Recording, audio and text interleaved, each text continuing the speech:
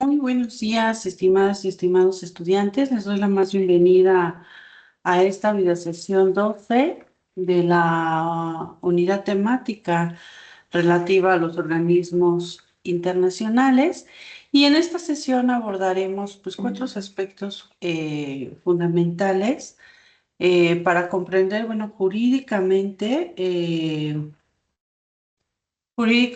pues a nuestras organizaciones internacionales como sujetos de derecho internacional, el cual, pues, quiénes pueden ser miembros y cuál es el alcance de esa membresía de un organismo internacional.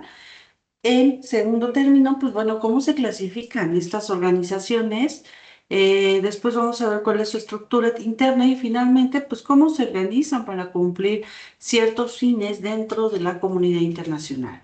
Y el estudio, pues, de estos elementos de nuestra sesión de hoy resulta indispensable porque las organizaciones internacionales no son simples espacios de reunión entre estados, sino sujetos con personalidad jurídica internacional, con órganos propios, con procedimientos de admisión, con reglas para el ejercicio de derechos y obligaciones y con una estructura institucional orientada al cumplimiento de objetivos específicos, y comprender esta integración, su clasificación y su funcionamiento permite identificar el papel que desempeñan en la cooperación internacional, en la solución, por ejemplo, de controversias y en la promoción de desarrollo y en la construcción, pues, del orden jurídico internacional.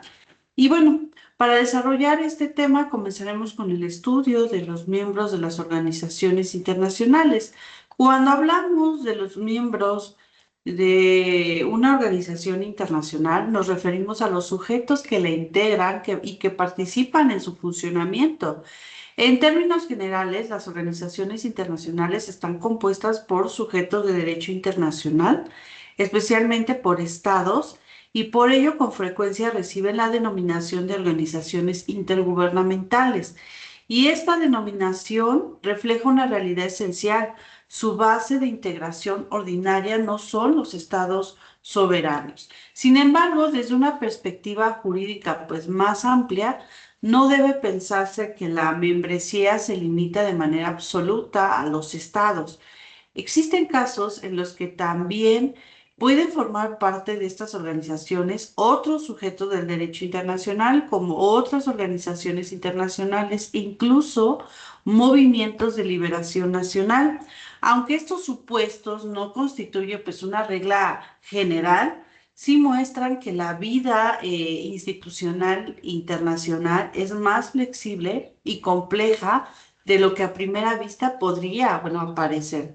Además, bueno, históricamente algunas organizaciones han admitido como integrantes a territorios no autónomos o a entidades que no encajan plenamente en una categoría clásica del Estado soberano. Y este dato es muy importante porque demuestra que la membresía en las organizaciones internacionales no siempre ha respondido únicamente a una visión rígida de soberanía, sino también a necesidades funcionales, políticas y de cooperación. Por ejemplo, encontramos casos en los que organizaciones internacionales han reconocido como miembros a territorios de estatus especial. También observamos que ciertas entidades, aunque sin formar parte de las Naciones Unidas, han admitido en otros organismos internacionales. Y esto permite advertir que la membresía depende en gran medida de lo que disponga el tratado constitutivo de cada organización y de la voluntad política de quienes, pues de sus integrantes. Y aquí, bueno, pues no existe una regla universal idéntica para todas las organizaciones internacionales respecto de quién puede ser miembro. Cada organización establece en su instrumento constitutivo los requisitos, límites y modalidades de acceso. Por tanto, aquí el análisis jurídico de la membresía exige revisar siempre el tratado constitutivo que corresponda. Y una vez que entendamos quiénes pueden integrar nuestros en una organización internacional, pues sí debemos de preguntarnos, ¿no? ¿Cómo se adquiere formalmente la calidad de miembro? Y la respuesta, bueno, pues depende nuevamente de los términos establecidos en un tratado constitutivo de la organización. Y en muchas organizaciones la admisión está sujeta al cumplimiento de ciertas condiciones sustantivas y procedimentales. Un ejemplo clásico es el de la ONU, cuya carta establece que podrán ser miembros aquellos amantes de la paz que acepten las obligaciones consignadas en la carta y que a juicio de la organización estén capacitados y dispuestos a qué, pues a cumplirla. Esta formulación muestra que la admisión no es automática, requiere una valoración institucional sobre la aptitud y la voluntad, pues, del solicitante. Y las condiciones de admisión varían según la frecuencia, bueno, según las funciones, perdón, y propósitos de cada organismo. Y en consecuencia, el procedimiento de ingreso también cambia. Y en algunos casos, la admisión corresponde a un órgano plenario como una asamblea general mediante votación por mayoría simple o calificada, y este mecanismo suele encontrarse en las organizaciones de vocación universal o organismos regionales con fines generales. Y en otros casos, la admisión requiere la intervención de más de un órgano, y esto significa que no basta con una sola decisión, sino que se necesita una combinación institucional entre recomendación y aprobación. Y así sucede en la ONU, donde la Asamblea General decide sobre el ingreso, pero sobre la base de una recomendación del Consejo de Seguridad. Y esto diseña evidencia que la membresía no es solo un acto jurídico, sino también una decisión profundamente política. Asimismo, pues esta organización es de membresía más restringida, en las que la admisión depende incluso de una invitación unánime o del consentimiento expreso de los miembros existente. Y este tipo de esquemas suele encontrarse en organismos con finalidades específicas o de un perfil estratégico pues más delimitado, ¿no? Y ahora viene pues el principio que rige la condición de miembro es, en términos generales, el de su igualdad jurídica. ¿Y qué significa esto? Significa que todos los miembros participan de una misma calidad formal dentro de una organización. Sin embargo, pues esta igualdad jurídica no siempre implica con una igualdad dentro, una igualdad absoluta, perdón, en el ejercicio concreto de derechos y funciones. En la práctica, algunas organizaciones contemplan esquemas diferenciados para hacer más efectiva la cooperación internacional.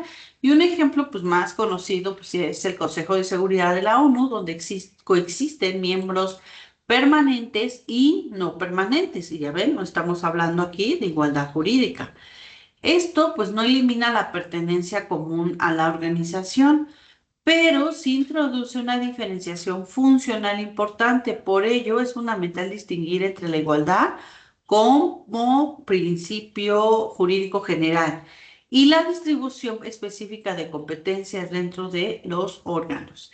Aquí, bueno, adquirir el estatus de miembros en una organización internacional sí supone cumplir requisitos jurídicos, satisfacer condiciones políticas y seguir un procedimiento institucional previamente establecido.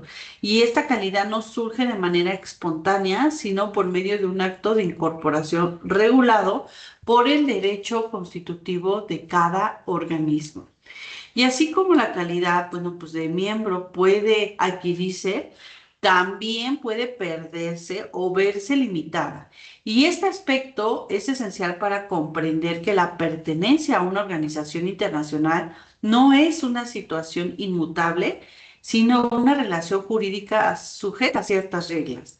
La pérdida del estatus de miembro puede presentarse principalmente por la retirada o por la expulsión. La limitación, por su parte, puede expresarse en la suspensión de determinados derechos, es decir, la limitación de derechos. Y comenzamos con bueno, la primera, que es retirada. Tradicionalmente, el retiro de un miembro de una organización internacional, pues depende de que el tratado constitutivo lo previera expresamente. Pues no obstante, la práctica internacional ha mostrado pues una evolución en este punto. Aun cuando algunos tratados no regulaban de forma inicial el derecho a la de retirada, la dinámica institucional, ay, perdón, y la práctica de los estados miembros, de, más bien de los estados, bueno, pues en la práctica de los estados, más bien, terminaron, bueno, pues reconociendo en ciertos casos la posibilidad de que un miembro se separe de la organización. Y esto resulta comprensible si se considera que ninguna organización internacional puede sostener su integración sobre la base de la permanencia forzada de un Estado contra su voluntad. Y de ahí la práctica haya ido reconociendo en diversos matices el derecho de retirada, especialmente cuando existen desacuerdos profundos sobre las reformas institucionales, sobre el rumbo político del organismo y sobre el cumplimiento de sus propósitos.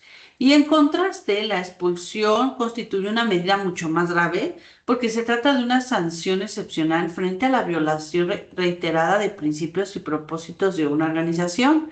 En el caso de la ONU, por ejemplo, la carta contempla tanto la suspensión como la expulsión.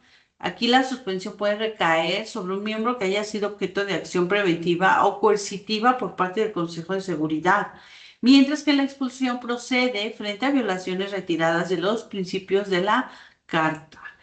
Y ambas medidas requieren de un procedimiento institucional específico y una recomendación del Consejo de Seguridad. Por otra parte, bueno, pues algunas organizaciones no contemplan la expulsión, pero sí la suspensión. Y en el ámbito interamericano, por ejemplo, la Carta de la OEA prevé suspensión en determinados supuestos, particularmente cuando se ha producido una ruptura del orden democrático. Y esta sanción, pues, no extingue totalmente la condición de miembro, pero sí priva temporalmente al Estado afectado del ejercicio de ciertos derechos de participación, pues, dentro de la organización.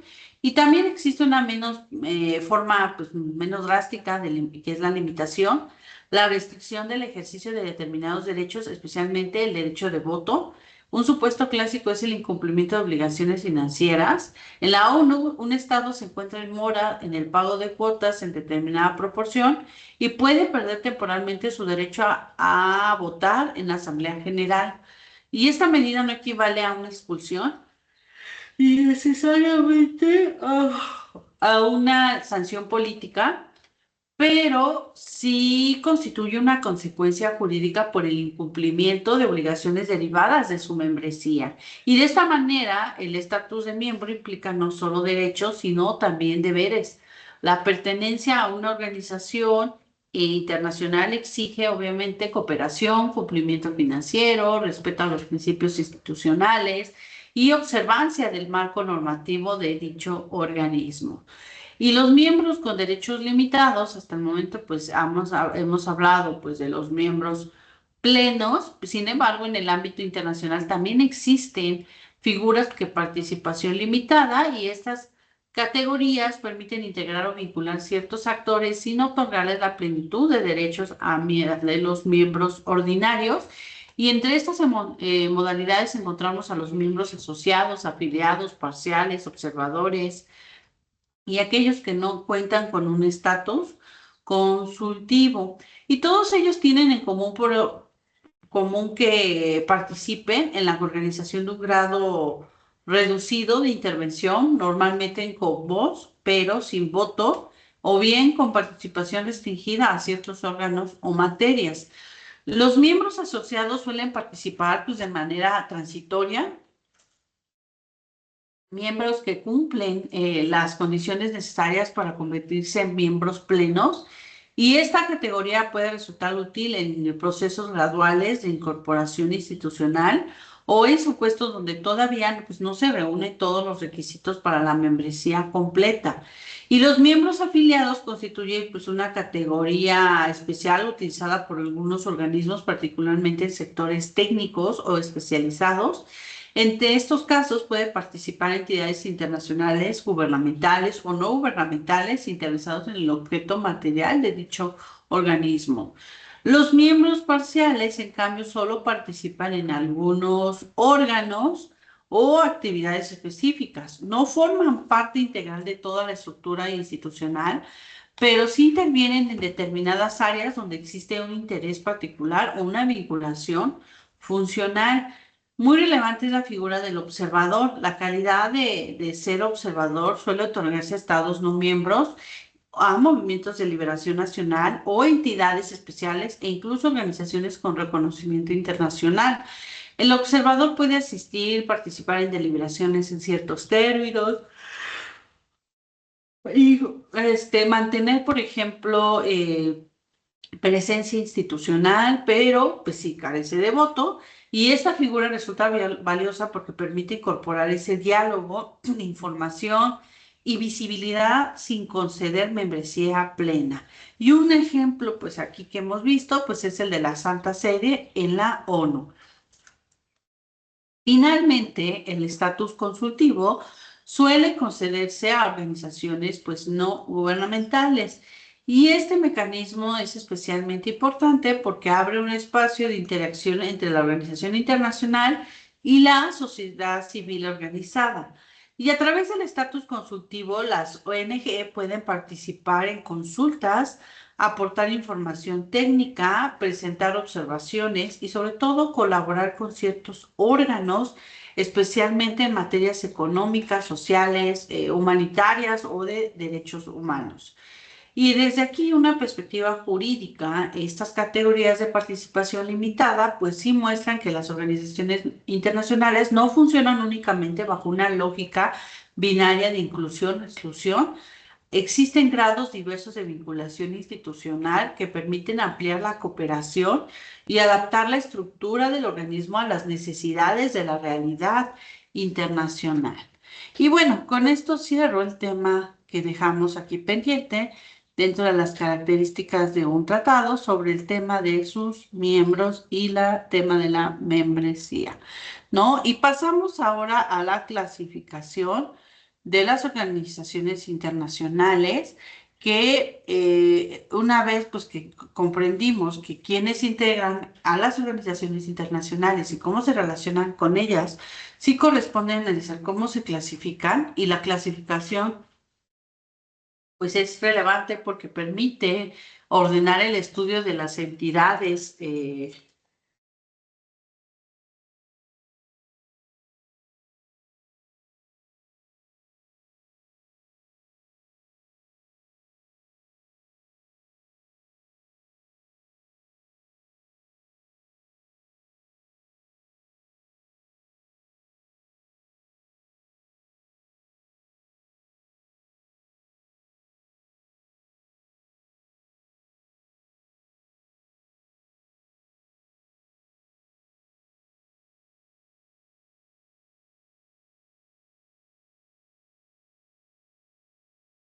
Perdón. Y bueno, veamos que la clasificación pues sí es relevante porque bueno, sí permite ordenar el estudio de estas entidades y distinguir sus características que la acompañan, cada clasificación.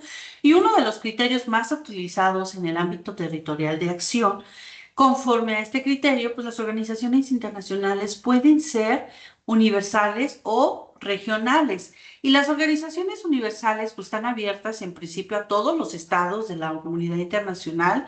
Su vocación pues, es global y su actuación se proyecta en el plano amplio. La ONU constituye el ejemplo por excelencia, pero también encontramos organismos universales especializados en materias concretas como la salud, las telecomunicaciones o en su caso la educación. Por su parte, organizaciones regionales limitan su actuación en una determinada área geográfica y esta delimitación territorial se encuentra prevista en un tratado constitutivo, tal es el caso de la Organización de Estados Americanos en el continente americano, de la Unión Africana en África, la Liga de Estados Árabes en el mundo árabe o de la Unión Europea en el espacio europeo. Ahora bien, además del ámbito territorial, las organizaciones pueden clasificarse según los fines que persiguen. Bajo este criterio distinguimos entre organizaciones con fines generales y organizaciones con fines específicos o también conocidos particulares. Y aquí las organizaciones con fines generales abarcan potencialmente múltiples ámbitos de las relaciones internacionales. No se limitan a una materia, sino que actúan en varios frentes como la paz, la seguridad, la cooperación política, la solución pacífica de controversias, la cooperación económica, social y cultural, entre otros. La ONU es nuevamente el ejemplo central del Plan Universal, mientras que la OEA constituye un ejemplo, pues sí, regional de organismos con fines generales.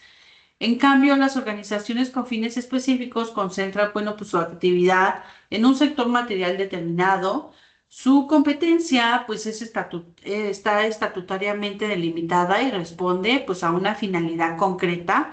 Y algunas se dedican a la cooperación económica, otras a la cooperación social y humanitaria, y otras a materias más técnicas. Y dentro de las organizaciones con fines específicos podemos ubicar, por ejemplo, aquellas orientadas a la cooperación económica como la OCDE, la Organización de Cooperación y Desarrollo Económico, o determinadas instituciones financieras internacionales. Y también encontramos organismos dedicados a la cooperación social, cultural y humanitaria como la UNESCO, la OIT, o la OMS. Asimismo, existen organizaciones de cooperación técnica como la Unión Postal Universal, la Unión Internacional de Telecomunicaciones, la Organización Marítima Internacional o la Organización de Aviación Civil Internacional, como son organismos que llegamos a mencionar en materia de la unidad 2. Aquí, bueno, pues sí es indispensable hacer esta precisión. No todo organismo con fin específico es solo por hecho un organismo especializado. Los organismos especializados son aquellos que, además de tener una finalidad material determinada, mantienen una vinculación formal con una organización de fines generales mediante, pues, estos acuerdos específicos. Y es el caso de las Naciones Unidas. Esa vinculación se establece a través del sistema previsto de la propia Carta para coordinar organismos especializados en materias económicas, sociales, culturales, educativas, sanitarias y conexas. Y esta distinción es muy útil para la comprensión de un sistema internacional. Una organización especializada no solo actúa en el sector concreto, sino que además forma parte de la red institucional coordinada con un organismo central con fines generales, y así se configura, por ejemplo, el sistema de las Naciones Unidas de forma, pues, semejante. En el ámbito regional americano existe también un sistema interamericano con organismos especializados vinculados a la Organización de Estados Americanos. Y pasemos ahora, pues, al estudio de la estructura de la organización. Las organizaciones internacionales, en cuanto a sujetos internacionales de carácter funcional, pues requieren órganos para manifestar su voluntad y para desarrollar sus funciones. Y esto, pues, significa que no actúan de forma abstracta, sino a través de una organización interna que les permite deliberar, decidir, ejecutar y sobre todo administrar. Y los órganos constituyen, por tanto, los medios de acción de la organización internacional. Sin órganos no habría posibilidad de fijar políticas, adoptar resoluciones, coordinar programas, administrar recursos, ni representar institucionalmente el organismo frente a terceros. En términos generales, los órganos pueden clasificarse en principales y subsidiarios. Los órganos principales son aquellos previstos expresamente en el tratado constitutivo de la propia organización. Su existencia, bueno, pues deriva directamente de un instrumento fundacional y su papel es esencial para la vida institucional del organismo. Y en la mayoría de las organizaciones internacionales encontramos tres tipos básicos de órganos principales. El primero, pues, es el órgano deliberante de carácter plenario o de composición abierta. Este órgano está integrado por representantes de todos los Estados miembros, dependiendo de la organización, Puede recibir nombres distintos como Asamblea General, Conferencia, Congreso o Junta de Gobernadores, ¿no? Y aquí su función principal es definir las líneas fundamentales de actuación de la organización, aprobar orientaciones generales, discutir asuntos de interés común y en muchos casos aprobar supuestos planes de trabajo o resolución de un alcance general.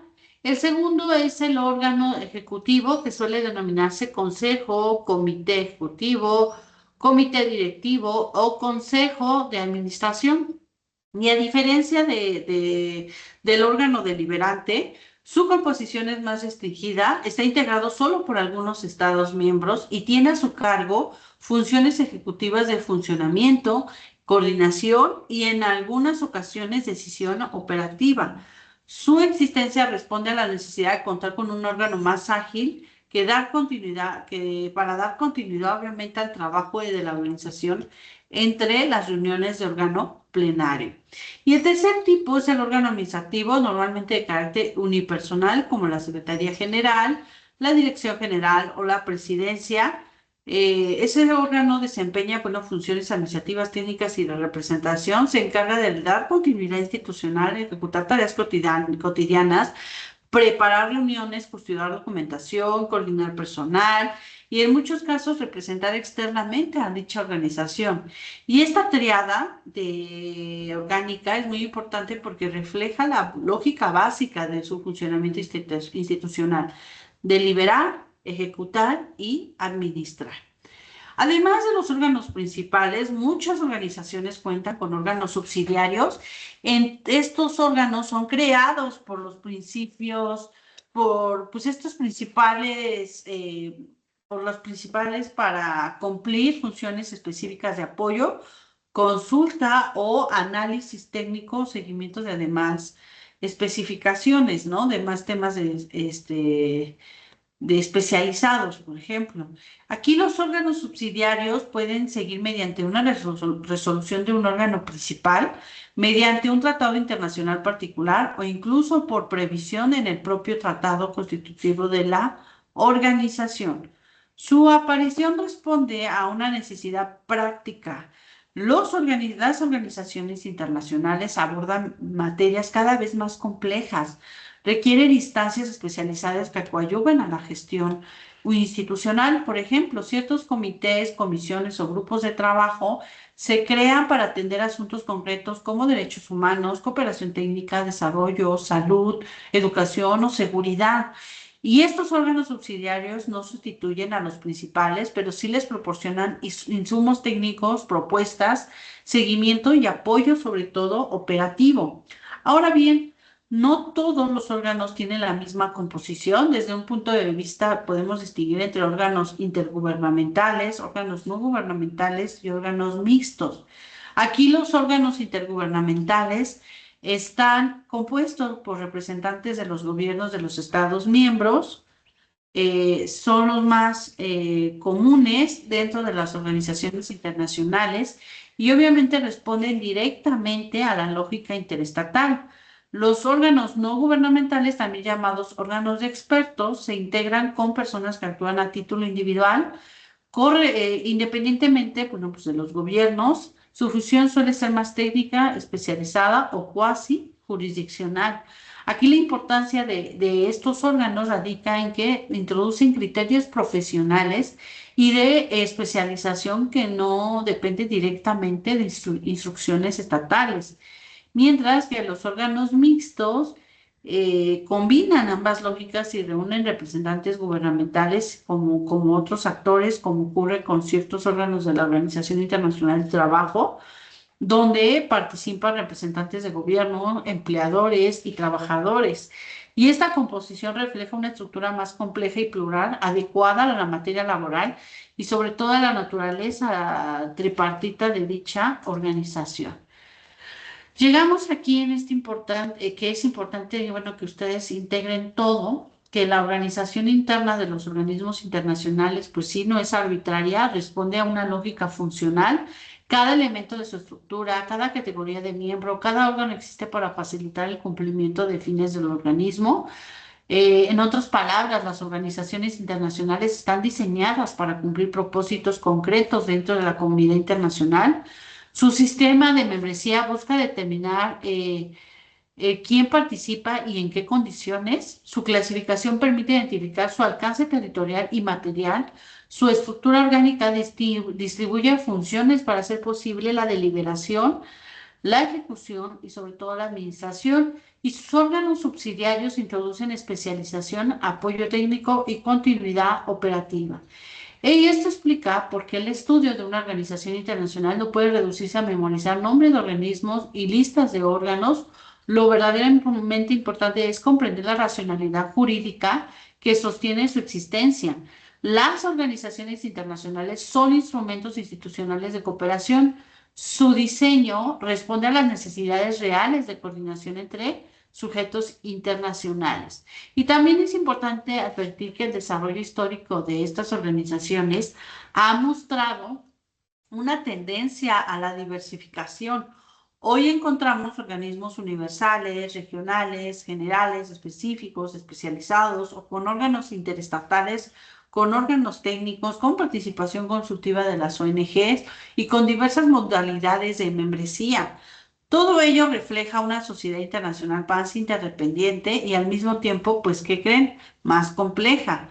Y ya para concluir, pues en esta sesión hemos analizado estas organizaciones que están integradas por general estados, aunque en algunos ciertos casos pueden incluir otros sujetos o entidades, características especiales, ¿no? Les invito a repasar, bueno, pues este tema. No solo identifiquen conceptos, sino que observen cómo cada organización concreta traduce estos elementos en su funcionamiento real. Esa mirada comparativa les va a permitir a comprender mejor esta lógica del sistema internacional contemporáneo. Muchas gracias por su participación. Hasta luego.